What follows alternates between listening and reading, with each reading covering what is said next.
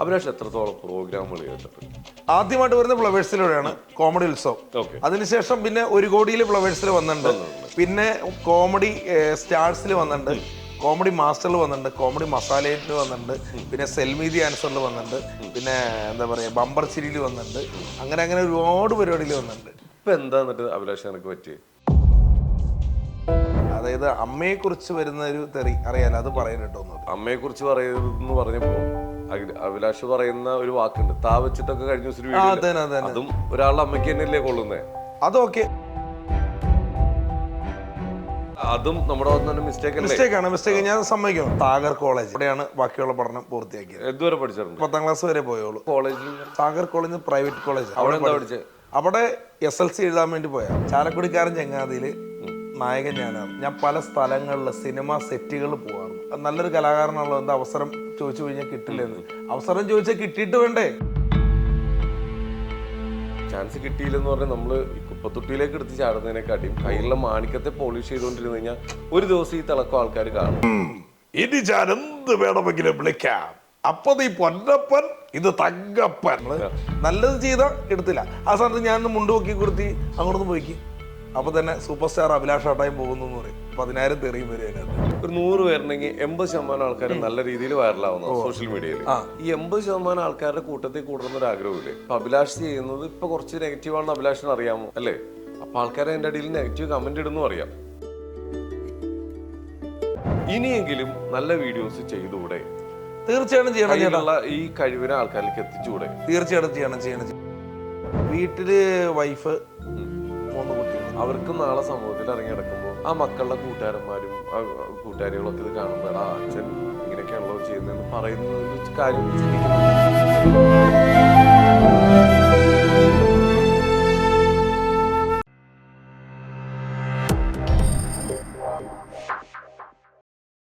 നമസ്കാരം, welcome to Django space. It's me Sreenath K Janardhanan. അപ്പം ഇന്ന് നമ്മുടെ കൂടെ അതിഥിയുണ്ട്. ഈ അതിഥി നിങ്ങളെല്ലാവരും കുറച്ച് കാലങ്ങളായിട്ട് സോഷ്യൽ മീഡിയയിൽ കൂടി നിങ്ങളെല്ലാവരും കണ്ടിട്ടുണ്ടാവും. അതിനു മുമ്പ് ഒരുപാട് സ്റ്റേജ് പ്രോഗ്രാമിലൂടെയും TV പ്രോഗ്രാമിലൂടെയും ഒക്കെ നിങ്ങൾ കണ്ടിട്ടുണ്ടാവും. സിനിമയിൽ അത്യാവശ്യം വേഷങ്ങളൊക്കെ ചെയ്തിട്ടുള്ള ഒരു കലാകാരനാണ് നമ്മുടെ Abhilash Attayam. Abhilash, welcome to our show. നമസ്കാരം. എന്താണ് വിശേഷമൊക്കെ? നല്ല വിശേഷം. അമ്പലത്തിലൊക്കെ പോയി ഒരു ഭക്തി നിർമ്മയമായ അന്തരീക്ഷത്തിൽ കൂടി പ്രാർത്ഥിച്ചേക്കാന്ന് കരുതി. എല്ലാം ദൈവമാണല്ലോ. നമ്മളിവിടം വരെ എത്തിച്ചത് ഈശ്വരനാണ്. അത് താഴെ തട്ടിക്കിടന്ന് ജനങ്ങള് സപ്പോർട്ടുള്ളവരുണ്ട്. നെഗറ്റീവ് പറയുമെങ്കിലും ഒരു കമന്റ് വരുമ്പോഴാണല്ലോ 10 പേര് കാണുന്നത് അല്ലേ? കാരണം ഞാൻ പണ്ടൊക്കെ ഒരു ഫോട്ടോ ഇടുമ്പോൾ ഒരാൾ പോലും കാണില്ലായിരുന്നു. ഇന്നിപ്പോ ഒരു ഫോട്ടോ ഇടുമ്പോൾ 10 പേര് തികച്ച് കാണുന്നുണ്ട്. അതിന് നന്ദി പറയുന്നു. പിന്നെ ആളുകൾ പറയുന്ന ചില കാര്യങ്ങൾ നമുക്ക് ഫീൽ ചെയ്യുമ്പോൾ നമ്മൾ അത് തിരിച്ച് ശരിക്കും നമ്മുടെ ചങ്കിക്കൊള്ളുന്ന ഫീലിംഗ് ആണ് തിരിച്ചു പറയാം. അതിപ്പോ അറിയാലോ, അതിപ്പോ കുറച്ച് ദിവസങ്ങളായിട്ട് ഇപ്പൊ വന്നോണ്ടിരിക്കുന്നുണ്ട്. അഭിലാഷ് ഇങ്ങനെ പച്ചക്ക് പ്രതികരിച്ചിട്ടുണ്ട്. കാരണം എന്ന് വെച്ച് കഴിഞ്ഞാൽ ആ പ്രതികരിച്ച വ്യക്തികളായിട്ട് ഇപ്പൊ സുഹൃത്തുക്കളായി. കാരണം ഒരാള് എന്നെയും പെരേരനെയും കുറിച്ചൊരു വീഡിയോ ഇട്ടുണ്ടായിരുന്നു. അപ്പൊ അയാള് ഞാൻ ആദ്യമേ ചെന്ന് PM-ലേക്ക് ചെന്ന് പറഞ്ഞു, ചേട്ടാ ഇങ്ങനെ ഇത് നിങ്ങൾ അഭിപ്രായം പറഞ്ഞു, ഈ അതായത് അമ്മയെ കുറിച്ച് വരുന്ന ഒരു തെറി അറിയാലോ, അത് പറയാൻ കേട്ടോ. പുള്ളി ഇല്ലാന്നൊക്കെ പറഞ്ഞ് വോയിസ് അയച്ചു. ഞാൻ വേറെ വീഡിയോയിൽ കേൾപ്പിച്ചു കൊടുത്തിട്ടുണ്ടായിരുന്നു. പിന്നെ അതൊക്കെ വീണ്ടും ഇട്ടുകൊണ്ടിരിക്കുക. അപ്പൊ എല്ലാവരും എൻ്റെ അടുത്ത് പറഞ്ഞു, അഭിലാഷൻ ആണല്ലേ, അല്ലെങ്കിൽ എന്താണ് നീ എന്താണ് പ്രതികരിക്കാത്തതെന്നൊക്കെ ചോദിച്ചു. അപ്പൊ ഞാനൊരു വീഡിയോ ഇട്ട് കഴിഞ്ഞ് 1-2 വീഡിയോ ഇട്ടപ്പോ പുള്ളി എന്നെ പറഞ്ഞു, എന്താ പറയുക, ഇപ്പൊ ഈ സോഷ്യൽ മീഡിയ പണ്ട് നമ്മള് പറയും സോഷ്യൽ മീഡിയയിൽ കൂടി നമുക്ക് ഒരുപാട് കാര്യങ്ങൾ പഠിക്കാൻ പറ്റും പറയെങ്കിലും ഇപ്പൊ കുറച്ച് കാലങ്ങളായിട്ട് സോഷ്യൽ മീഡിയ തുറക്കുമ്പോൾ പല രീതി മിക്സറാണ്. ഈ അവിയൽ പരുവത്തിലിരിക്കുന്നത്, നല്ലതുണ്ട് ചീത്തയുണ്ട് എല്ലാം ഉണ്ട്. അഭിലാഷൊക്കെ ഒരുപാട് നല്ല പരിപാടികളൊക്കെ ചെയ്ത് വന്ന ഒരാളാണ്. അപ്പൊ പച്ചക്ക് പ്രതികരിക്കുമ്പോ ഈ 2 കൈയും കൂട്ടിയടിക്കുമ്പോഴല്ലേ ശബ്ദം ഉണ്ടാവുന്നേ? ചേട്ടാ ഞാൻ അല്ല, ഇപ്പൊ കുറച്ചു മുമ്പ് പറഞ്ഞില്ലേ അമ്മയെ കുറിച്ച് പറയരുതെന്ന് പറഞ്ഞപ്പോ അഭിലാഷ് പറയുന്ന ഒരു വാക്കുണ്ട്, താ വെച്ചിട്ടൊക്കെ കഴിഞ്ഞ ദിവസം വീഡിയോ, അതും ഒരാളുടെ അമ്മയ്ക്ക് തന്നെയല്ലേ കൊള്ളുന്നേ? അതൊക്കെ പക്ഷെ അതും നമ്മുടെ മിസ്റ്റേക്ക് ഞാൻ സമ്മതിക്കണം. അത് എനിക്ക് ഞാൻ പറഞ്ഞ ഞാൻ ഒറ്റ കാര്യം. അപ്പൊ നമ്മള് രണ്ടുപേരും ഒരേ നാണയത്തിന്റെ ഓരോ വശങ്ങളായി മാറും. നമ്മള് ഒന്ന് സൈലന്റ് ആയി കൊടുത്ത് വിളിക്കുന്നവര് വിളിച്ചോട്ടെ, പക്ഷെ നമ്മളിപ്പുറത്ത് നല്ല കാര്യങ്ങൾ ചെയ്തുകൊണ്ടിരിക്കുക എന്നുള്ളതല്ലേ ഏറ്റവും നല്ലത്. തീർച്ചയായിട്ടും ചേട്ടൻ പറഞ്ഞ ഞാൻ അംഗീകരിക്കുന്നു. ഞാനൊരു അത് വീഡിയോ ഇട്ടപ്പോഴാണ് പുള്ളി എന്നോട് പറഞ്ഞു നമുക്ക് നിർത്താന്ന് പറഞ്ഞു. അങ്ങനെ സ്റ്റോപ്പ് ചെയ്തു. വിളിച്ചു. കാരണം വെച്ചാൽ അല്ലെങ്കിൽ ഞാൻ ഇട്ടോണ്ടിരിക്കും, പുള്ളി ഇട്ടോണ്ടിരിക്കും, 2 പേരെ വില പോയിക്കൊണ്ടിരിക്കും. കാരണം അയാൾ പറഞ്ഞു മക്കളൊക്കെ കാണുന്നില്ല എന്ന് പറയും. അപ്പൊ ഞാൻ ചോദിച്ചു, ഈ വീഡിയോ നിങ്ങളുടെ മക്കളും നാട്ടുകാരും കാണുന്നില്ല, നിങ്ങൾ ഞങ്ങളെ തെറി വിളിക്കുന്നത് കാണുന്നില്ലേ? അവിടെ സ്റ്റോപ്പ് ചെയ്യാന്ന് പറഞ്ഞു. പുള്ളി മാനിയായിട്ട് സ്റ്റോപ്പ് ചെയ്തു. ഒരു കുഴപ്പമില്ല. അതൊക്കെ ഇത് സോറി ഒറ്റ കാര്യം, നമുക്ക് ആദ്യം കുറച്ച് അഭിലാഷിന് വേറെ കുറച്ച് കാര്യങ്ങൾ, കാരണം പ്രേക്ഷകർ പലരും അറിയാത്തതും അറിയാൻ ആഗ്രഹിക്കുന്നതായിട്ടുള്ള കുറച്ച് കാര്യങ്ങളുണ്ടാവും. അഭിലാഷ് എത്രത്തോളം പ്രോഗ്രാമുകൾ ചെയ്തിട്ടുണ്ട്? ഞാൻ ഒരുപാട് പ്രോഗ്രാം ചെയ്തിട്ടുണ്ട്. എന്തൊക്കെ ഞാൻ പഠിച്ചത് തർബിയത്ത് സ്കൂളിലാണ് ഞാൻ പഠിച്ചത്. തർബിയത്ത് LP സ്കൂളിൽ 4ാം ക്ലാസ് വരെ പോയി. പിന്നെ 5 തൊട്ട് ബാലൻസ് പഠന കാര്യങ്ങളൊക്കെ ഞാൻ ഇവിടെയായിരുന്നു, തർബിയത്തിലായിരുന്നു. പിന്നെ ചെറുവട്ടൂർ സാഗർ കോളേജ്, എല്ലാവർക്കും അറിയാം, അവിടെയാണ് ബാക്കിയുള്ള പഠനം പൂർത്തിയാക്കിയത്. എന്തുവരെ പഠിച്ചിട്ടുണ്ട്? ഞാൻ 10ാം ക്ലാസ് വരെ പോയുള്ളൂ. കാരണം എന്ന് വെച്ച് കഴിഞ്ഞാൽ കോളേജിൽ സാഗർ കോളേജ് പ്രൈവറ്റ് കോളേജ് ആയിരുന്നു. അവിടെ SLC എഴുതാൻ വേണ്ടി പോയായിരുന്നു. അങ്ങനെ പോയണ്ടായിരുന്നു. ആദ്യമായിട്ട് വരുന്ന ഫ്ലവേഴ്സിലൂടെയാണ് കോമഡി ഉത്സവം. അതിനുശേഷം പിന്നെ 1 കോടിയില് ഫ്ലവേഴ്സിൽ വന്നിട്ടുണ്ട്. പിന്നെ കോമഡി സ്റ്റാർസിൽ വന്നിട്ടുണ്ട്, കോമഡി മാസ്റ്ററിൽ വന്നിട്ടുണ്ട്, കോമഡി മസാലയിൽ വന്നിട്ടുണ്ട്, പിന്നെ സെൽമീതി ആൻസറിൽ വന്നിട്ടുണ്ട്, പിന്നെ എന്താ പറയാ ബമ്പർ ചിരിയിൽ വന്നിട്ടുണ്ട്. അങ്ങനെ ഒരുപാട് പരിപാടിയിൽ വന്നിട്ടുണ്ട്. അതുപോലെ സ്റ്റേജ് പ്രോഗ്രാമുകളോ? സ്റ്റേജ് ഒരുപാട് പരിപാടിയിൽ ഞാൻ ചെയ്തിട്ടുണ്ട്. ഒരുപാട് സ്റ്റേജ് പ്രോഗ്രാം ചെയ്തിട്ടുണ്ട്. 1 മാൻ ഷോ ചെയ്തിട്ടുണ്ട്, പാട്ട് പാടുന്ന പ്രോഗ്രാമായിട്ട് ചെയ്തിട്ടുണ്ട്. പിന്നെ അതുപോലെ തന്നെ മിമിക്രിയുടെ പല രീതിയിലുള്ള പ്രോഗ്രാംസ്, അതുപോലെ കോമഡിയിൽ നിൽക്കുന്ന പല രാജാക്കന്മാരോടൊപ്പം പ്രോഗ്രാം ചെയ്തിട്ടുണ്ട്. പിന്നെ ഞാൻ മനോജ് ഗിന്നസിന്റെ കാസറ്റിലൂടെ വന്നാണ്, ഓഡിയോ കാസറ്റിലൂടെ. പാഷാണ ഷാജി, മനോജ് ഗിന്നസ്, രാജേഷ് പറവൂര്, രമേശ് പിഷാരടി, ഇവരോടൊപ്പം ഓഡിയോ കാസറ്റ് ചെയ്ത ആളാണ്. ഓഡിയോ ചെയ്തിട്ട് മനോജന്റെ വീഡിയോ അത് ഓണവും മാവേലിയും പിന്നെ നമ്മളും സെഞ്ചുറി വിഷന്റെ ഓണവും മാവേലിയും പിന്നെ ഞാൻ സൗണ്ട് അനുകരണം നടന്മാരുടെ ഉണ്ടായിരുന്നു. അന്നൊരു കൊച്ചുണ്ടായിരുന്നു, ഒരു കൊച്ചിന്റെ സൗണ്ട് ഉണ്ടായിരുന്നു, ക്രാക്രാന്നിരിക്കും കൊച്ച്, ഒരു സൗണ്ട് ഞാൻ ചെയ്യാം. അതിപ്പോ കിട്ടുമെന്ന് എനിക്കറിയാം. എന്നിട്ട്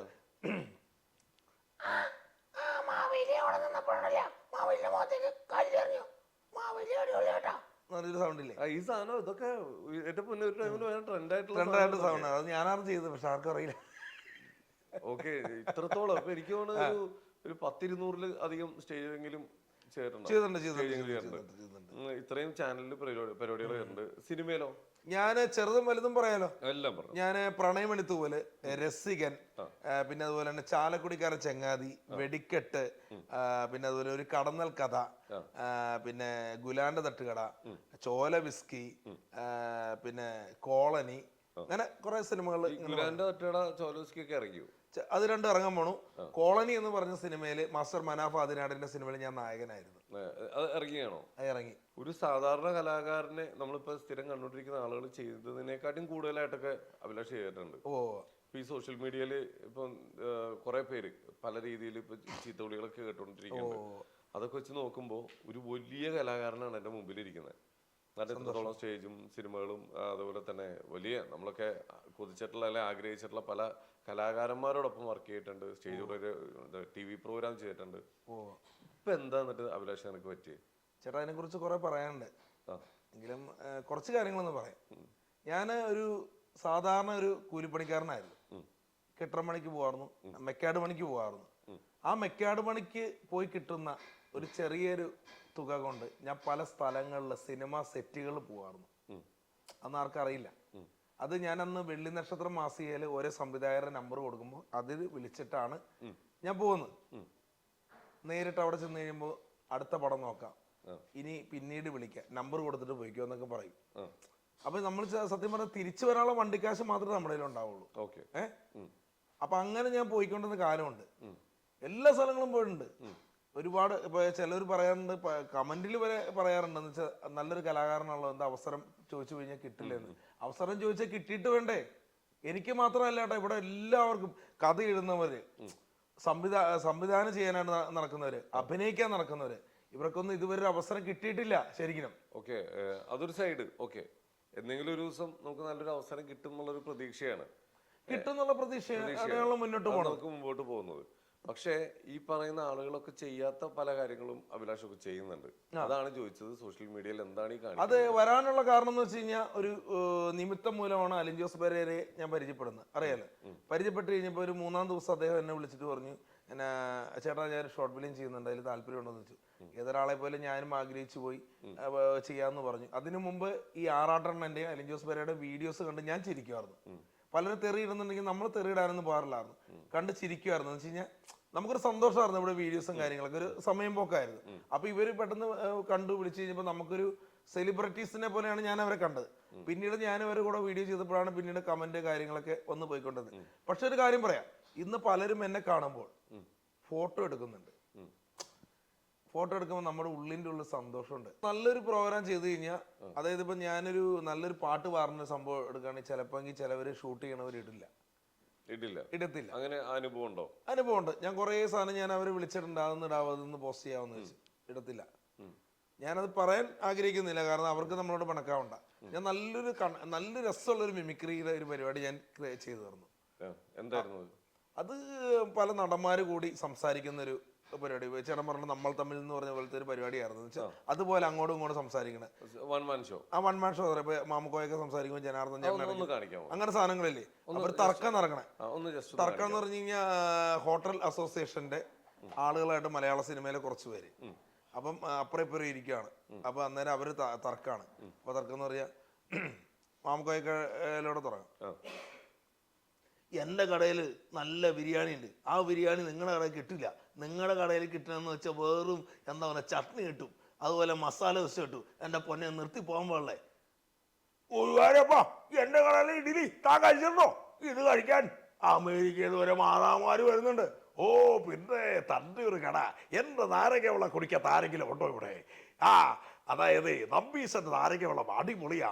പറച്ചോനെ എന്താണ് ഈ പറയുന്നത്? നമ്മുടെ ബിരിയാണി കഴിക്കാത്ത ആൾക്കാർ ഈ കേരളക്കാരിലില്ല. ഇപ്പൊ ദുബായിൽ നിന്ന് വന്നേക്കണ ഷെയ്ക്ക് വരെ നമ്മുടെ ബിരിയാണി കഴിക്കാൻ വേണ്ടി വന്നിരിക്കുക. എന്താ പറയണത്? എൻ്റെ കടയിലാണെങ്കിൽ നല്ല അടിപൊളി ഷാർജ ഷേക്ക് ഉണ്ട്. കോളേജ് കുട്ടികൾ വന്ന് അല്പം ഷാർജ ഷേക്ക് വേണം എന്ന് പറയുമ്പോൾ, ഐസ്ക്രീം വേണമെന്ന് പറയുമ്പോൾ എൻ്റെ ഉള്ളിൻ്റെ ഉള്ളിൽ സന്തോഷമുണ്ട്. അതുപോലെയല്ല നിങ്ങളുടെയൊക്കെ കട. ഓ പിന്നെ നിന്റെ ഒരു ഷാർജ ഷേക്ക്.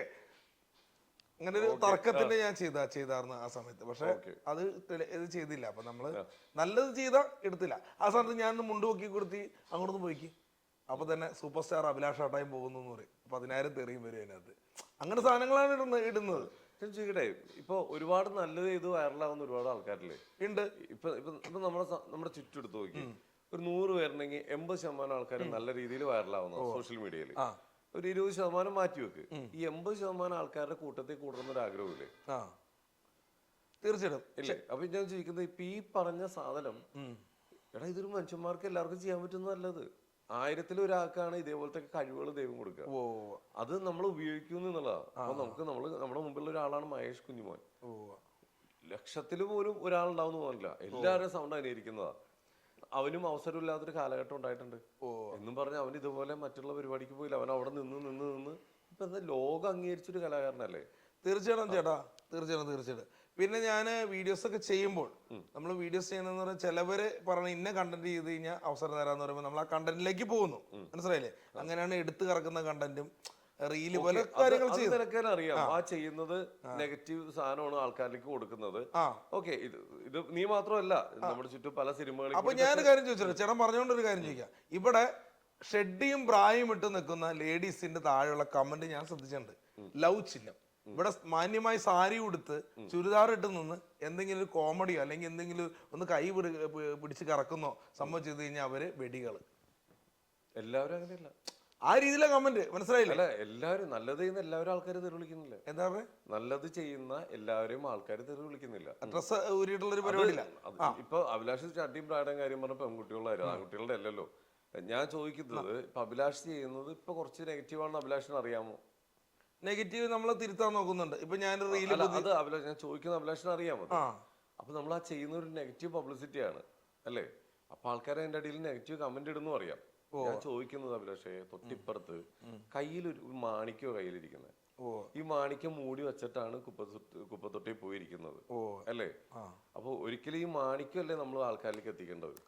നമ്മൾ അതിനല്ലേ എല്ലാവരും ആഗ്രഹിക്കുന്നത്. തീർച്ചയായിട്ടും അഭിലാഷിന് ചാൻസുകൾ കിട്ടാത്തതാണ് അഭിലാഷിന്റെ പ്രശ്നം. ചാൻസ് കിട്ടിയില്ലെന്ന് പറഞ്ഞാൽ നമ്മള് ഈ കുപ്പത്തൊട്ടിയിലേക്ക് എടുത്ത് ചാടുന്നതിനെക്കാട്ടിയും കയ്യിലുള്ള മാണിക്കത്തെ പോളിഷ് ചെയ്തുകൊണ്ടിരുന്നു കഴിഞ്ഞാൽ ഒരു ദിവസം ഈ തിളക്കം ആൾക്കാർ കാണും ഇല്ലേ? നമ്മൾ അതല്ലേ നമ്മളെല്ലാരും ആഗ്രഹിക്കുന്നത്. അത് അഭിലാഷം ആഗ്രഹിക്കുന്നുണ്ടോ? തീർച്ചയായിട്ടും ആഗ്രഹിക്കുന്നുണ്ട്. ഞാൻ ചോദിക്കുന്നത്, ഇപ്പൊ ചെയ്ത പോലത്തെ കണ്ടന്റുകൾ ചിലപ്പോ ആദ്യം ഒന്നും ആരും അംഗീകരിക്കില്ല. ഇവിടെ പലരും വന്നപ്പോ ആദ്യം തെരുവിളിയായിരുന്നു വരെ. അത് കഴിഞ്ഞ് 2, 3, 4 ആകുമ്പോഴാണ് നമ്മൾ ആ ട്രെൻഡിന്റെ ഒപ്പം പോകുന്നത്. തീർച്ചയായിട്ടും നമ്മൾ ഇഷ്ടപ്പെടുന്നത്. പലരും അഭിലാഷ് ഇത്രയും വലിയ കലാകാരനാണ്, ഒരുപാട് കലാകാരന്മാരുടെ പെർഫോമൻസ് മുമ്പിൽ കണ്ടിട്ടുള്ള ആളാണ്. പലരും കാണിക്കുമ്പോൾ ആൾക്കാർ കളിയാക്കിയിട്ടുണ്ട് ആദ്യം. രണ്ടാമത് പിന്നെ കുറച്ച് കളിയാക്കും, മൂന്നാമത് അവരെ അങ്ങ് പൊക്കി പറയും, പിന്നെ ട്രെൻഡിന്റെ പുറകെ കൂടും. അതാണ് ഈ ലോകം. അപ്പോൾ അങ്ങനെയൊന്നും ആവാൻ ആഗ്രഹിക്കുന്നില്ലേ? തീർച്ചയായിട്ടും. കാരണം ഈയിടെ ഒരു വീഡിയോ വന്നു, ഒരു റീല് വന്നു. ആ റീലിന് നല്ല കമന്റ് ആയിരുന്നു. അപ്പൊ സന്തോഷമായി എനിക്ക്, കാരണം ഇതുപോലത്തെ റീല് ചെയ്യുമെന്ന് പറഞ്ഞു. കാരണം അങ്ങനെ കുറച്ച് കണ്ടിന്യൂ ചെയ്തൂടെ? കണ്ടിന്യൂ ചെയ്ത് പോണം. കാരണം ഞാനിപ്പോ ആരോടും പറയാത്തൊരു കാര്യം പറയുക. കാരണം ഞാൻ എന്തുകൊണ്ടാണ് ഇത്ര കാണിച്ചതെന്ന് പറഞ്ഞാൽ, ഞാൻ പറയുന്ന ഒരു കാര്യം ജനങ്ങൾ കേൾക്കണം, അല്ലെങ്കിൽ ജനങ്ങൾ കാണണം.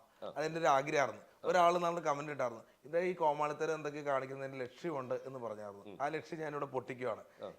ഞാനിപ്പോ ഓരോ വീഡിയോ ചെയ്യുന്നതിന് നല്ല കമന്റ് വരുന്നുണ്ട്. പിന്നെ നമ്മളെ എങ്ങനെയെങ്കിലും തകർക്കാനോ അല്ലെങ്കിൽ എങ്ങനെയെങ്കിലും ഉള്ള ആൾക്കാരുണ്ടല്ലോ, കുറെ ഫേക്ക് ഐഡീസ് വന്നിട്ട് നമ്മൾ തകർത്തുകൊണ്ടിരിക്കും കമന്റിലൂടെ. അത് നമുക്ക് ബാധകമല്ല. പക്ഷെ ഇപ്പൊ ഞാൻ എന്ത് ചെയ്താലും, ഇപ്പൊ ഞാനൊരു മിമിക്രി ചെയ്താലും ആളുകൾ കാണും അല്ലേ? അതിനു വേണ്ടിയാണ് നമ്മൾ ശ്രമിച്ചത്. അതൊരു പ്ലാറ്റ്ഫോം ഉണ്ടാക്കി.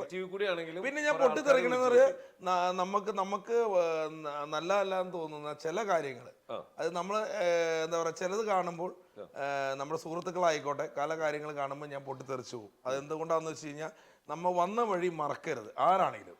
അത് മറന്നാൽ നമ്മൾ മനുഷ്യനല്ല. അപ്പൊ അഭിലാഷ് മറന്നില്ലേ? ഏതാ നല്ല നല്ല കലാപരിപാടികളൊക്കെ ചെയ്തെന്ന് അഭിലാഷ് ഇപ്പൊ അത് ചെയ്യുന്നില്ലല്ലോ. അത് മറന്നില്ല ഇപ്പോ. ചേട്ടാ ഞാൻ പറയട്ടെ, ഈ അവസരങ്ങൾ എന്ന് പറഞ്ഞാൽ നമുക്കൊരു ഒരു പ്രോഗ്രാം വെക്കുമ്പോഴല്ലോ, ആ പ്രോഗ്രാം വെക്കുമ്പോൾ നമ്മൾ അവിടെ അവസരം ചോദിക്കുമ്പോൾ പറയണേ, പരിപാടി തുടങ്ങുന്നതിന് മുമ്പ് ഒരു 10 മിനിറ്റ് വന്നിട്ട് ഒരു മിമിക്രി ചെയ്തിട്ട് പോ. അപ്പൊ പറയല്ല, ഇതിരിക്കട്ടെ അല്ലെ ചായ കുടിക്കാതിരിക്കട്ടെ എന്ന് പറഞ്ഞ് ഒരു എന്തെങ്കിലും തരാന്നല്ല പറഞ്ഞത്. ഈ പരിപാടി തുടങ്ങുമ്പോൾ 10 മിനിറ്റ് വന്ന് ചെയ്തോളാൻ പറയും. എന്നിട്ട് നമ്മൾ പോയി ചെയ്യാറുണ്ട്. പിന്നെ അല്ലാതെയും ഒരുപാട് നല്ല മെഗാ ഷോസ് ഒക്കെ ചെയ്തിട്ടുള്ള ആളല്ലേ അത് ചെയ്തിട്ടുണ്ട്. ആർക്കും കിട്ടാം. ഒരു കാലത്ത് ഈ സോഷ്യൽ മീഡിയ ഒന്നും ഇല്ലാത്ത ടൈമില് കാസറ്റുകളിൽ കൂടി ശബ്ദം ആൾക്കാരിലേക്ക് എത്തിച്ച ഒരാളാ നീ. അപ്പൊ നീ ഒരു 10 മിനിറ്റ് മുമ്പിൽ പോയി നിൽക്കേണ്ട കാര്യമില്ല. അത്രയും വലിയൊരു കലാകാരനാണ്. ആ കൂടെ ഉണ്ടായിരുന്ന ആരൊക്കെയാ പറഞ്ഞേ? പിഷാരടി ആരൊക്കെ? പിന്നെ നമ്മുടെ സാജു നവോദയ, ഇവരൊക്കെ ഇപ്പൊ എവിടെ നിൽക്കുന്നത്? മനോജ് ഗിന്നസ്. അങ്ങനെ അവരൊന്നും ഒരിക്കലും ഈ പരിപാടി നിർത്തിയിട്ട് അവർക്കും വന്നിട്ടുണ്ടാവും ഇതുപോലെ ക്രൈസിസ്. അവരെയും പലരും പല സമയത്തും ചിലപ്പോൾ മാറ്റി നിർത്തിയിട്ടുണ്ടാവും. പിന്നെ അവർക്ക് പലരും ഈ അടുത്ത കാലത്താണ് പലരും ഹിറ്റ് ആയേക്കുന്നത്. തീർച്ചയായിട്ടും അല്ലെ? പക്ഷെ അതുപോലൊരു സമയം നിനക്കും വരില്ലേ? ഞാൻ അതാ പറഞ്ഞ ആദ്യം, കയ്യിലൊരു മാണിക്യം നിന്റെ കയ്യിലിരിക്കുന്നത്. ഇനിയെങ്കിലും നല്ല വീഡിയോസ് ചെയ്തുകൂടെ? തീർച്ചയായിട്ടും ചെയ്യണം. ഈ കഴിവിനെ ആൾക്കാരിലേക്ക് എത്തിച്ചുകൂടെ? തീർച്ചയായിട്ടും ചെയ്യണം. അത് കാരണം മണിച്ചേട്ടൻ ചെയ്യുമ്പോൾ ആളുകൾ ഓട്ടോമാറ്റിക് കമന്റ് വരുന്നത് ഞാൻ ശ്രദ്ധിച്ചിട്ടുണ്ട്. കലാഭവൻ മണിച്ചേട്ടൻ, അത് മണിച്ചേട്ടനോടുള്ള ഇഷ്ടം മാത്രമല്ല, അത്രയും നല്ലൊരു കലാകാരന്റെ ശബ്ദം അനുകരിക്കുന്ന ഒരു കലാകാരനാണ് അഭിലാഷ്. തീർച്ചയായിട്ടും അത് അത്ര പെർഫെക്റ്റ് ആയിട്ട് ചെയ്യുന്നോണ്ടാണ് ആൾക്കാർ അംഗീകരിക്കുന്നത്. അത് എനിക്ക് സന്തോഷം തോന്നുന്നത്. നമ്മുടെ രഞ്ജു ചാലക്കുടിയില്ലേ, മണിച്ചേട്ടൻ അനുകരിക്കുന്ന ഒരു കലാകാരൻ. അദ്ദേഹം ഞങ്ങൾ ഷോർട്ട് ഫിലിമിൽ ഒരുമിച്ചുണ്ടായത്. ആ സമയത്ത് ഒരാള് മണിച്ചേട്ടൻ സൗണ്ട് എടുക്കാൻ പറഞ്ഞപ്പോ എന്റെ അടുത്ത് പറയണ, നന്നായിട്ട് അവതരിപ്പിക്കും അഭിലാഷാട്ടായും എന്ന് പറഞ്ഞ് അയാൾ പറഞ്ഞപ്പോൾ, അദ്ദേഹം പറഞ്ഞപ്പോൾ എനിക്ക് ഭയങ്കര സന്തോഷമായി. കാരണം എന്ന് വെച്ചാൽ മണിച്ചേട്ടനെ അടിപൊളിയായിട്ട് ചെയ്യുന്ന ഒരാളാണ്. അപ്പൊ എന്നെ അറിയുന്ന രീതിയിൽ ഞാൻ മണിച്ചേട്ടൻ്റെ സൗണ്ട് ഞാൻ ചെയ്തു. അപ്പൊ എന്ന് വെച്ച് കഴിഞ്ഞാൽ മണിച്ചേട്ടൻ വേറെ ലെവലാണ്. കാരണം ഞാനിപ്പോൾ ഒരു പാട്ട് പാടിയാലും മണിച്ചേട്ടൻ സൗണ്ട് ചെയ്യാലും അതിൻ്റെ ഒരു ഇത് വരുന്ന ഉള്ളിൻ്റെ ഉള്ളിലേക്ക് വരുന്ന എന്തോ ഒരു അനുഗ്രഹമായിട്ടാണ് എനിക്ക് തോന്നുന്നത്. ഈ ഒരു സൗണ്ട് മണിച്ചേട്ടന്റെ മുമ്പിൽ അവതരിപ്പിക്കാൻ ഉള്ളൊരു ഭാഗ്യം എനിക്ക് കിട്ടി.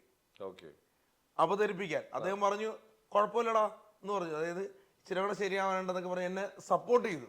പിന്നെ അതുപോലെ തന്നെ ഇദ്ദേഹം തന്റെ ജീവിതകഥയായ ചാലക്കുടിക്കാര ചങ്ങാതിയിൽ ഒരു വേഷം ചെയ്യാനും പറ്റി വിനയൻ സാറിന്റെ പടത്തിൽ. ഇത്രയും നല്ല വഴി കൂടെയൊക്കെയാണ് നീ സഞ്ചരിച്ചു. ഇത് ലക്ഷക്കണക്കിന് ആൾക്കാരിൽ ചിലവർക്ക് കിട്ടുന്ന ഭാഗ്യമില്ല ഇതൊക്കെ. അറിയാലോ. ഞാനൊരു കാര്യം പറയട്ടെ ചേട്ടൻ്റെ അടുത്ത്, അത് പറയാൻ പാടില്ല എന്നറിയില്ല, എന്നാലും പറയാണ്. ചാലക്കുടിക്കാരൻ ചങ്ങാതിയില് നായകൻ ഞാനായിരുന്നു. ചാലക്കുടിക്കാരൻ ചെങ്ങാതി സിനിമയില്. എന്നിട്ട് അത് ഓട്ടോമാറ്റിക്കായിട്ട് മാറിപ്പോയി. അതെന്താ മാറിപ്പോകാൻ കാരണം? എന്ന് വെച്ചാൽ മണിച്ചേട്ടനെ ചെയ്യുന്ന ആരും ആ സിനിമയിൽ വേണ്ടെന്ന് പറഞ്ഞു. വിനയൻ സാർ എന്നെ പല രീതിയിൽ, ഞാൻ മണിച്ചേട്ടന്റെ രീതിയിൽ ഇങ്ങനെ വരുന്ന എടുപ്പിച്ചു. അതൊക്കെ എനിക്ക് മേല് പൂത്ത് കയറി പോയൊരു അനുഭവമായി പോയി. എന്ന് വെച്ചാൽ അങ്ങനെ ഭാഗ്യം എനിക്ക് കിട്ടി. ഒരു ദിവസം രാത്രി 11 മണിക്കാണ് കോള് തന്നെ. അഭിലാഷ് നാളെ ഫ്രീ ആണോ എന്ന് ചോദിച്ചു. ഞാൻ പറഞ്ഞു അതെ സാറേ, അന്ന് ഫ്രീ അല്ല എന്ന് പറഞ്ഞു. കാരണം എനിക്ക് നോട്ടീസിന്റെ പരിപാടി ഉണ്ട്, ഞാൻ പല ഇതിൽ പറയാറുണ്ട്, അതിന്റെ വർക്ക്. എന്നിട്ട് ഞാൻ പറഞ്ഞു അത് മാക്സിമം ഞാൻ ഇല്ലാതെന്ന് പറഞ്ഞു, ഞാൻ നാളെ എത്താന്ന് പറഞ്ഞു. ആ സമയത്ത് വീടിന്റെ അവിടേക്ക് വെള്ളം കയറി കിടക്കുക, വെള്ളപ്പൊക്കമുള്ള സമയമാണ്. എന്നിട്ട് ഞാൻ എവിടെയൊക്കെ ചാടി ഓടി അവിടെ ചെന്ന് കഷ്ടപ്പെട്ട് സാറിന്റെ മുമ്പിൽ ചെന്നു, സാറിന്റെ വീട്ടിൽ ചെന്നിട്ട് ഞാൻ ആ ഇന്റർവ്യൂവിൽ പങ്കെടുത്തു. എന്നെ കുറേ സാധനങ്ങൾ അദ്ദേഹം ചെയ്യിപ്പിച്ചു. സത്യം പറയുന്നത് എന്റെ ജീവിതത്തിൽ വലിയൊരു എന്താ പറയാ, വിളിച്ചു. അല്ല, അത് നായകൻ ആ കഥാപാത്രം ചെയ്യാൻ, ആ മണിച്ചേട്ടന്റെ കഥാപാത്രം ചെയ്യാൻ. പക്ഷെ എന്തുകൊണ്ടോ രാജാമണിച്ചേട്ടനാണ് അത് വേഷം കിട്ടിയത്. അതെ, അദ്ദേഹം വലിയൊരു കലാകാരനാണ്, അദ്ദേഹം ചെയ്ത് നന്നായി ചെയ്തിട്ടുണ്ട്. തീർച്ചയായിട്ടും. പക്ഷെ നമുക്ക് അഭിലാഷിന് കിട്ടിയൊരു വേഷമായിരുന്നു അത് കിട്ടിയത് ഒരു കാരണം കൂടി ഉണ്ട്. അതെന്നാ, നിങ്ങൾ അരുൺ എന്ന് പറഞ്ഞ ചേട്ടനുണ്ട്, അദ്ദേഹം തൃക്കളത്ത് താമസിക്കുന്ന ആളാണ്. വിനയൻ സാറിന്റെ നല്ല സഹോദരൻ. എന്നെ കുറിച്ച് ഒരുപാട് നല്ല രീതിയിൽ സപ്പോർട്ട് ചെയ്ത് പറഞ്ഞപ്പോൾ ആണ് കൂടുതലായിട്ടും വിനയൻ സാർ എന്നെ വിളിക്കാനുള്ള കാര്യം. അരുൺ ചേട്ടനാണ്. ഇപ്പോഴും ഒരു നല്ല ചങ്കുകളാണ് അവർ രണ്ടുപേരും. അപ്പൊ ആ ഒരു നിമിഷം ഞാനിപ്പോ ഒന്ന് ഓർത്തു പോയത്. മണിച്ചേട്ടന്റെ ഒരു സ്നേഹം കൊണ്ടും മണിച്ചേട്ടന്റെ എന്തോ ഒരു അനുഗ്രഹം കൊണ്ടാണ് എനിക്ക് ആ സിനിമയിൽ അങ്ങനെ വേറൊരു വേഷം. പക്ഷെ അത് പോയിട്ടും എനിക്കൊരു വേഷം സാറ് വീണ്ടും വിളിച്ചു തന്നു. ഓട്ടോറിക്ഷക്കാരനായിട്ട് വിളിച്ചു തന്നു. ഇത് പോയിട്ടും അദ്ദേഹം പറഞ്ഞു, അഭിലാഷെ ഒരു വേഷം ഞാൻ എന്തായാലും ആഡ് ചെയ്യുമെന്ന് പറഞ്ഞു. ചെയ്തു. അതിപ്പോ മറ്റേ മഴവിൽ ഇതില് വരുന്നുണ്ട്. ആ ഭാഗം കട്ട് ചെയ്ത് ഇട്ടിട്ടുണ്ട്. ഒരുപാട് പേര് കാണുന്നുണ്ട്. ഓക്കെ, എന്തായാലും എന്താ പറയാ, ഇത്രയും വലിയൊരു ഡയറക്ടർ വരെ അഭിലാഷിനെ അങ്ങോട്ട് വിളിച്ചാണ്. ഒരിക്കലും അങ്ങോട്ട് ചാൻസ് ഒരുപാട് പേരുടെ ചാൻസ്, പക്ഷെ അഭിലാഷിനെ തേടി ചാൻസ് വന്നിട്ടുണ്ട്. അപ്പൊ അഭിലാഷിന്റെ ഉള്ളിൽ ഒരു സ്പാർക്ക് ഉണ്ട്. അപ്പൊ മാക്സിമം ആൾക്കാരിലേക്ക് ഈ സാധനങ്ങൾ കൂടുതൽ എത്തിക്കാൻ ശ്രമിക്കുക. ഞാൻ തമിഴ് സിനിമയിൽ ചെയ്തായിരുന്നു ഒരു വില്ലനായിട്ട്, ഭയങ്കര ലുക്ക് താടിയൊക്കെ വെച്ച് തഗ് എന്ന് പറഞ്ഞ പടം. അത് വിനായകൻ ചേട്ടൻ ചെയ്തൊരു വേഷമാണ് ഞാൻ ചെയ്തത്. മലയാളത്തില് സ്വാതന്ത്ര്യം അർദ്ധരാത്രിയില് വിനായകൻ ചേട്ടൻ ചെയ്ത വേഷം തമിഴിൽ വന്നപ്പോ ആ ഒരു ക്യാരക്ടർ ഞാൻ ചെയ്തു. തമിഴിൽ വന്നപ്പോ സ്വാതന്ത്ര്യ അർദ്ധരാത്രിയില് തഗ് എന്ന് പറഞ്ഞ മൂവിയുടെ പേര്. ആ തക്ക് എന്ന് പറഞ്ഞ മൂവിയില് ഞാൻ അഭിനയിച്ചപ്പോ എന്ന് പറഞ്ഞാൽ അത് ഒരുപാട് പേര് ആ വീഡിയോ ഷെയർ ചെയ്തു, പറഞ്ഞു. അത് ഭയങ്കരതായി പോയി. എന്താണ് അടുത്തടുത്ത സ്റ്റെപ്പ് നോക്കാൻ ഞാൻ പറഞ്ഞു, നമ്മള് നല്ലൊരു ക്യാരക്ടർ, ഞാൻ അതിന്റെ ക്ലിപ്പിംഗ്സ് എവിടെയൊക്കെയോ കണ്ടു. അതെല്ലാരും ഷെയർ ചെയ്തതാണ് തമിഴ് സിനിമയില്. എനിക്ക് ഇപ്പൊ അഭിലാഷ് പറയുമ്പോഴാണ് അറിയുന്നത്. ഞാൻ പലതും കാണുമ്പോൾ ശ്രദ്ധിച്ചിട്ടുണ്ട്, മലയാളത്തിൽ അഭിലാഷിനെ കണ്ടില്ലല്ലോ, പിന്നെ എങ്ങനെയാണ് ഈ വീഡിയോയിൽ അഭിലാഷ് വന്ന് ഇങ്ങനെ ആലോചിച്ചിട്ടുണ്ട്. പക്ഷെ ഇപ്പോഴാണ് ആ തമിഴ് മൂവിയില് വിനായകൻ ചേട്ടൻ ചെയ്തത് അഭിലാഷാണോ ആ ഒരു ഗംഭീര ക്യാരക്ടർ അല്ലേ? നല്ല ഇതായിരുന്നു. കാരണം ആ ഇറങ്ങി വരുന്ന സീനൊക്കെ എന്ന് പറഞ്ഞാൽ ഭയങ്കരമായിട്ട് ആളുകൾ അത് വീഡിയോ ആക്കിയിട്ട് ഇട്ടു. അഭിലാഷ് നന്നായിട്ടുണ്ടെന്ന് പറഞ്ഞു. അത് എന്നെ തന്നെ കേട്ടോ, ഞാൻ തന്നെ പേടിച്ചു വേണ്ടി. മുടിയും താടിയൊക്കെ വളർത്തി ഭയങ്കര ഇതായിരുന്നു. തൃശ്ശൂർ പൂരത്തിന് വേണ്ടി നിർത്തിയായിരുന്നു. തൃശ്ശൂർ പൂരം പടത്തില് ആദ്യ സീനിലെ വില്ലൻ ഞാനാണ് ആ പടത്തില്. അപ്പൊ ആ ഒരു ലുക്കിന് വേണ്ടി നിർത്തിയപ്പോ ഇതും ഗുണം ചെയ്തു. ഓക്കെ, എന്തായാലും ഇത്രയും നല്ല ചാൻസുകൾ ഇതൊക്കെ ഒരു സൈഡിൽ കൂടി കിട്ടുന്നുണ്ട്. ഇപ്പൊ ചെയ്തുകൊണ്ടിരിക്കുന്ന പ്രവൃത്തി നിർത്തുകയാണെങ്കിൽ അഭിലാഷെ നിന്നെ ആൾക്കാരെ ഏറ്റെടുക്കും. കാരണം നല്ലത് ചെയ്ത് കഴിഞ്ഞാൽ അംഗീകരിക്കാൻ നമ്മുടെ നാട്ടിൽ ഒരുപാട് പേരുണ്ട്. 10 പേരെങ്കിൽ 10 പേരെ നല്ല രീതിയിൽ അംഗീകരിച്ചു കഴിഞ്ഞാൽ നിനക്ക് തന്നെ ഇപ്പൊ നാട്ടിലിറങ്ങി നടക്കുമ്പോഴും മറ്റൊരാളുടെ അടുത്ത് ചെല്ലുമ്പോഴും നിനക്ക് തന്നെ ഒരു സ്വയം തോന്നും, എന്നെ നോക്കി ചിരിക്കുന്നത് കോമാളിയായിട്ടല്ല, എന്റെ ഉള്ളിലെ കലാകാരനെ അംഗീകരിച്ചിട്ടാണ് ഇവരൊക്കെ ചിരിക്കുന്നത്, എന്റെ കൂടെ ഫോട്ടോ. ആ ഒരു തോന്നൽ ഉള്ളിൽ വരണമെന്ന് ഭയങ്കര ആഗ്രഹമില്ലേ? തീർച്ചയായിട്ടും. അപ്പൊ ഇപ്പൊ ഇതൊക്കെ ഈ ആക്ടിവിറ്റീസ് ഒക്കെ ബോഡി ഷെയിം നടത്താറുണ്ട് ആൾക്കാര്. നമ്മുടെ സമൂഹത്തില് കുറെ എണ്ണങ്ങളുണ്ട്. ആരും നല്ലവരല്ല.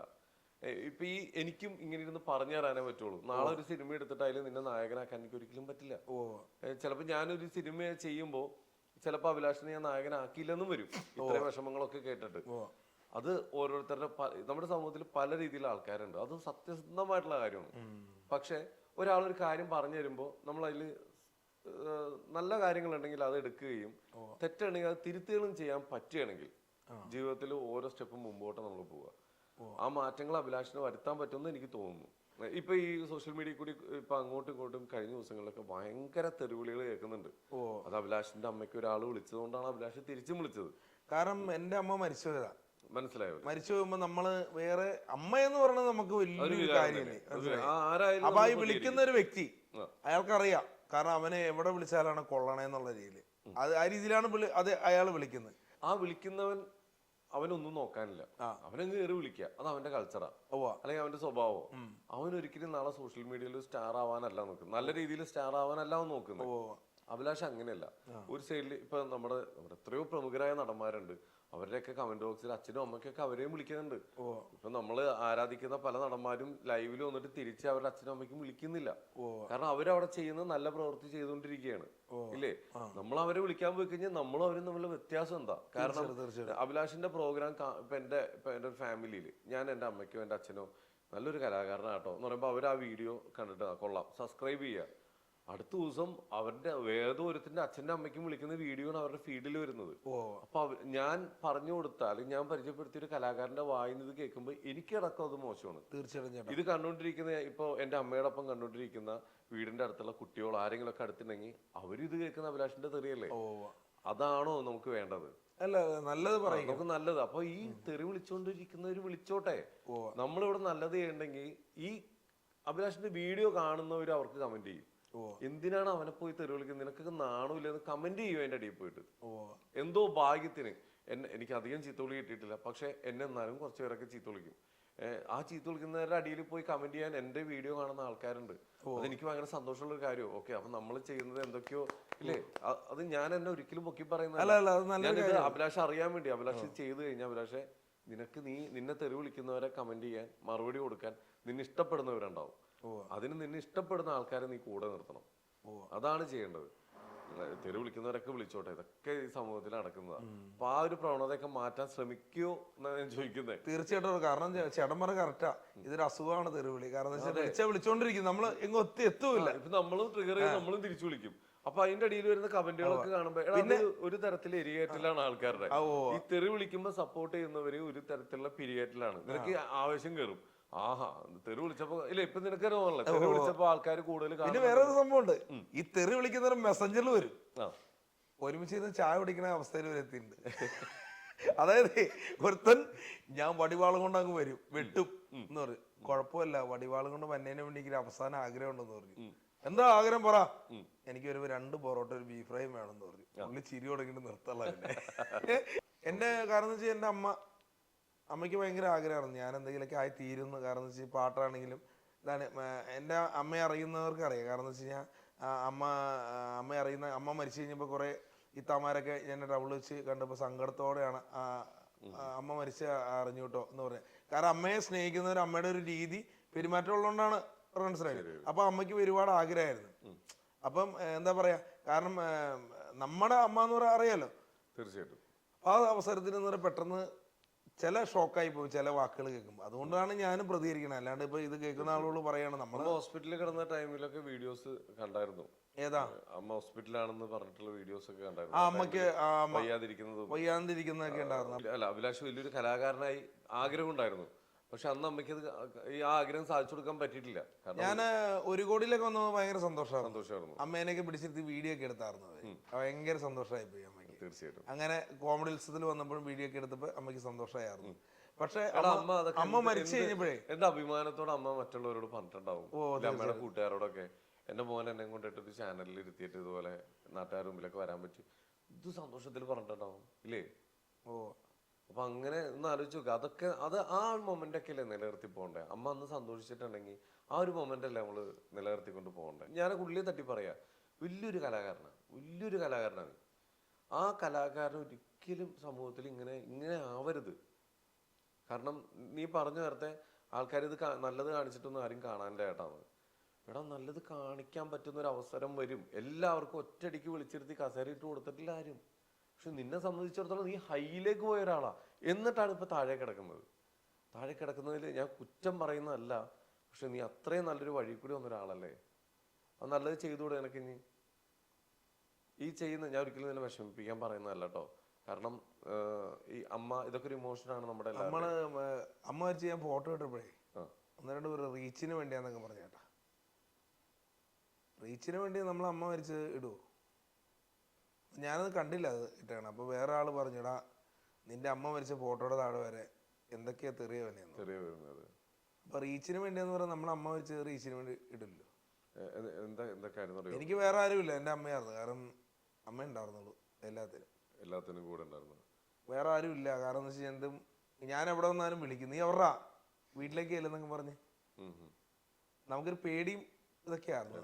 തീർച്ചയായിട്ടും. എന്തായാലും ഞാൻ വിഷമിപ്പിക്കാൻ പറഞ്ഞല്ലോ, അത് വിട്. നമുക്ക് ഞാൻ പറഞ്ഞു, ഞാൻ ഈ അമ്മയെ വിളിക്കാൻ ഞാൻ പറഞ്ഞു. ഇപ്പൊ ആരെയാണെങ്കിലും ഞാനും ചിലപ്പോ ഭയങ്കര ഭ്രാന്ത് പിടിച്ചപ്പോ ചിലപ്പോ ഞാനും പറഞ്ഞു പോകും. അതിന് ക്ഷമ വരെ പറഞ്ഞിട്ടുണ്ട്. നല്ല കാര്യങ്ങൾ ചെയ്യാൻ ഒരുപാട് ഓപ്ഷൻസ് നിന്റെ മുമ്പിൽ ഇപ്പോഴും ഉണ്ട്. എടാ, നമ്മുടെ കയ്യിലിരിക്കുന്ന മൊബൈലാണ് ഇപ്പൊ ഓഡിയൻസ്. അതിൽ നല്ലത് ചെയ്ത് കഴിഞ്ഞാൽ നിനക്ക് പറ്റിയൊരു സോറി, ഒരു അബദ്ധം പറ്റിയാണെങ്കിൽ അതിനൊരു ക്ഷമ പറഞ്ഞു കഴിഞ്ഞാൽ അംഗീകരിക്കുന്ന ആൾക്കാരുണ്ട് അതിനകത്ത്. അത് ചെയ്ത് കഴിഞ്ഞാൽ ഇനി മുമ്പോട്ട് പോവാം. ഇനി കയ്യിൽ വരുമാനം ഇല്ലെങ്കിൽ ജോലി ചെയ്തുകൊണ്ട് നമുക്ക് ഇതൊക്കെ ചെയ്യാം ഇല്ലേ.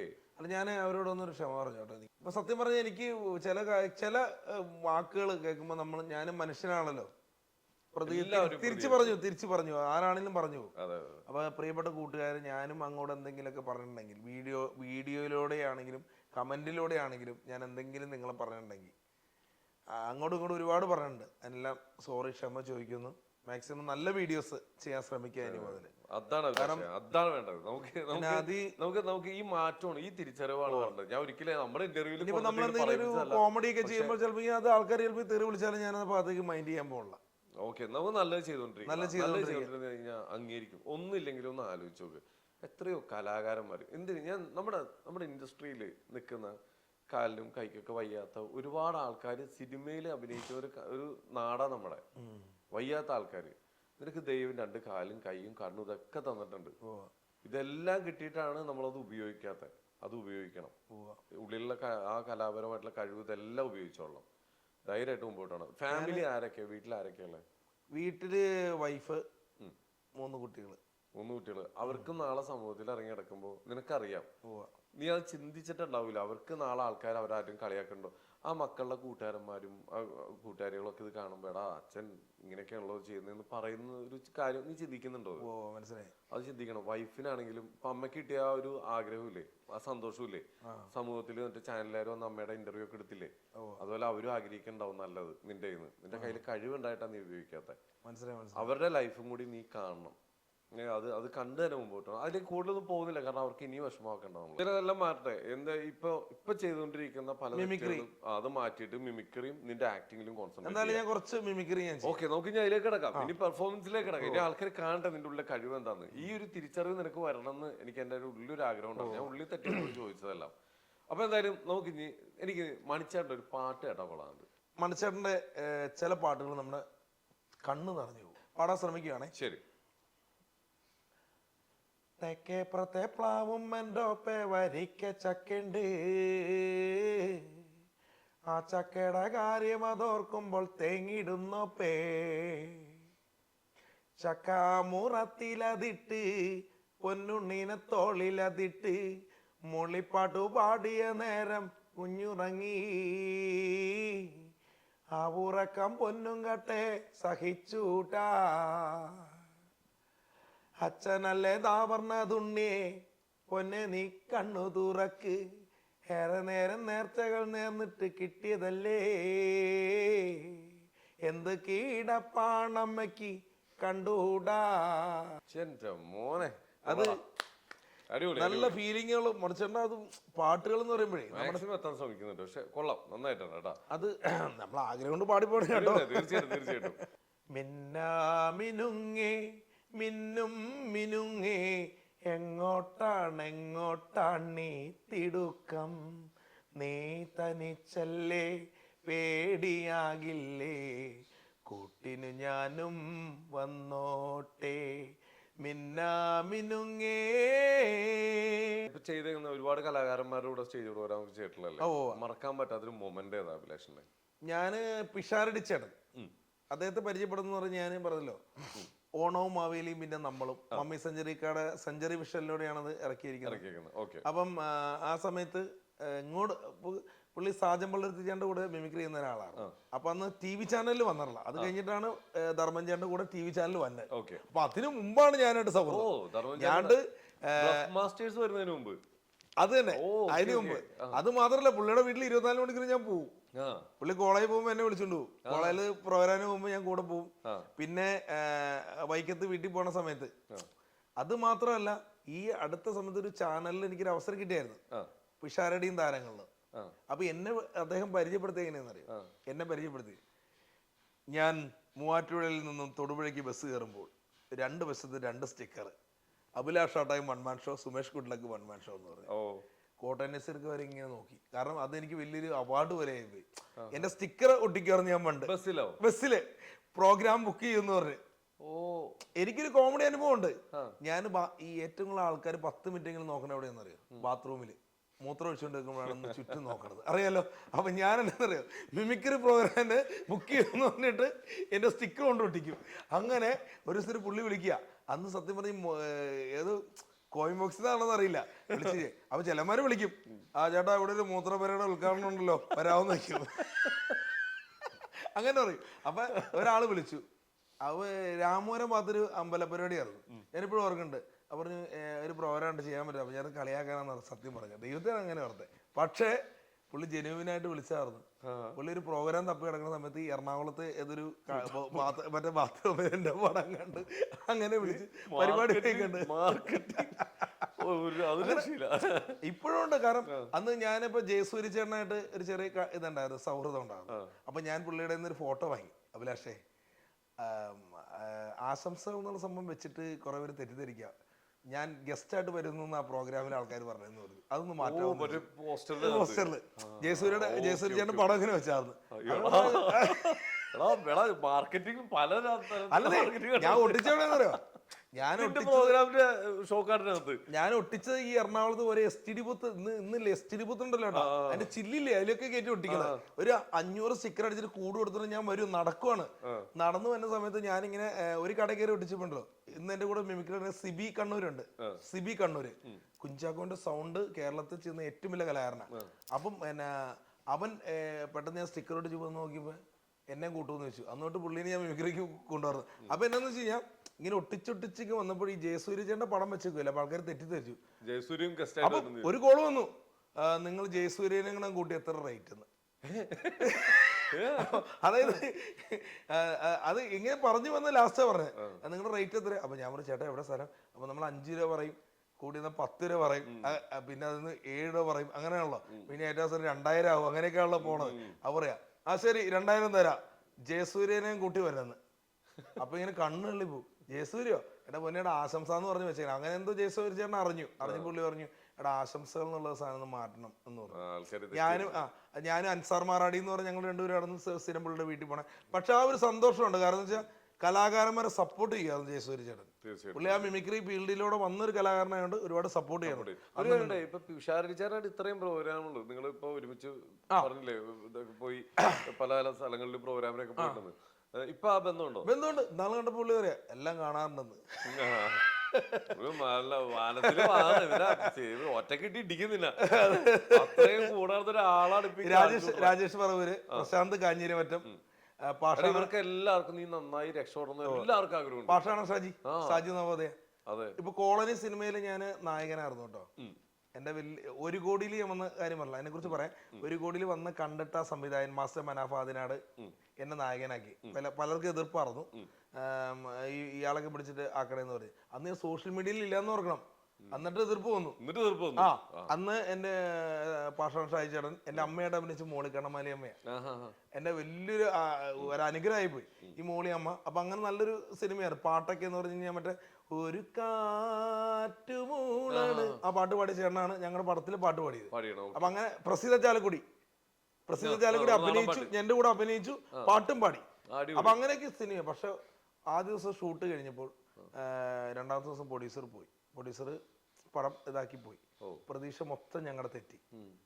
എന്താ കാര്യം എന്ന് വെച്ച് കഴിഞ്ഞാൽ കാരവാൻ എടുത്തിട്ടുണ്ടായിരുന്നു. അപ്പൊ കാരവാന്റെ ആവശ്യമില്ല, കാരണം ഈ മോളിയമ്മ വന്നപ്പോൾ മോളിയമ്മ ഒരു ലേഡി ആയതുകൊണ്ട് മോളിയമ്മയ്ക്ക് ഇരിക്കാനും മറ്റുള്ള ആർട്ടിസ്റ്റുകൾ ഇരിക്കാൻ വേണ്ടി പുള്ളി കാണിച്ചൊരു കാര്യമാണ് കാരവാൻ എടുത്ത്. അപ്പൊ അത് പ്രൊഡ്യൂസറിന് പൈസ കൂടുതലാണെന്ന് പറഞ്ഞ് തെറ്റിദ്ധരിപ്പിച്ചു. പ്രൊഡ്യൂസർ പോയി. പിന്നെ എന്ത് ചെയ്യുന്ന ഓർത്തപ്പോ ഞങ്ങൾ എല്ലാവരും കൂടിയാണ് പടം ഇറക്കിയത്. മണിച്ചേട്ടന്റെ അയാളും ഞാനെന്നും അതിലാ പെർഫോമൻസ് അത് ചെയ്യാം. ഒരു കാര്യം മറന്നുപോയി, ഇപ്പൊ വരുന്നൊരു കുറെ കമന്റ് ഇല്ലേ, ഞാൻ എനിക്ക് ചിരി വന്നിട്ടുണ്ട്. തിലകൻ കലാപ്രതിഭ പുരസ്കാരം കിട്ടിയിട്ടുണ്ട്. തിലകൻ കലാപ്രതിഭ പുരസ്കാരോ എനിക്ക് കിട്ടിയിട്ടുണ്ട്. അത് കിട്ടിയെന്ന് പറഞ്ഞാൽ നമ്മുടെ മധുരാജസ്ഥനിലെ പ്രൊഡ്യൂസറാണ് എനിക്ക് തന്നത്. ശിവജി ഗുരുവായൂർ ചേട്ടൻ, സുനിൽ സുധാ ചേട്ടൻ, അതുപോലെ അങ്ങനെ ഒരുപാട് ആളുകളുടെ മുന്നിൽ വെച്ചാണ് എനിക്ക് അത് കാണുന്നത്. ഇപ്പൊ ഇതുപോലെ തന്നെ ജനാർദ്ദന്റെ ഇവരുടെയൊക്കെ സൗണ്ട്, ജനാർദ്ദന പല രീതിയിലുള്ള സൗണ്ട് ഉണ്ടല്ലോ, അത് ചെയ്യാം. ഇനി ഞാൻ എന്ത് വേണമെങ്കിലും വിളിക്കാം. അപ്പൊ നീ പൊന്നപ്പൻ, ഇത് തങ്കപ്പൻ. അപ്പൊ പൊന്നപ്പനല്ല തങ്കപ്പൻ. അതിൽ അയാളും ഞാനും തമ്മിൽ പൃഥ്വിരാജ് ദേഷ്യപ്പെടുമ്പോ മണിച്ചേട്ടന്റെ ഒരു വേറൊരു സാധനമില്ലേ, ഒരു ഡയലോഗ്, അതൊന്നും പറയാം. അതൊന്നും പറയണ്ട. അങ്ങനെ പറയലേ സാറേ, എനിക്കും ഇവൾക്കും വേറെ ആരുമില്ല. ഞങ്ങൾക്ക് ആകെയുള്ളൊരു കുട്ടിയാ. എൻ്റെ കുഞ്ഞിനെ രക്ഷിക്കണോ? അങ്ങനെ പറയലേ സാറേ, വേണമെങ്കിൽ എന്ത് ചെയ്യാ. എന്റെ കൊച്ചിനെ എനിക്ക് വേണം. ഇലക്കി. ഓക്കെ, അപ്പൊ നമുക്ക് ലാസ്റ്റ് ഒരു പാട്ടോടുകൂടി അങ്ങോട്ട് അവസാനിപ്പിക്കാം നമ്മുടെ പ്രോഗ്രാം. ആയിക്കോട്ടെ, എന്തായാലും ഞാനുണ്ടല്ലോ ഈ പാട്ട് കേരളക്കരയ്ക്ക് വേണ്ടി സമ്മാനിക്കാം കേട്ടോ. ഹരിമുരളീരവം ഹരിത വൃന്ദാവനം പ്രണയസുധാമയ മോഹന ഗാനം തുമൊഴിരാതെ നിന്നെ തേടി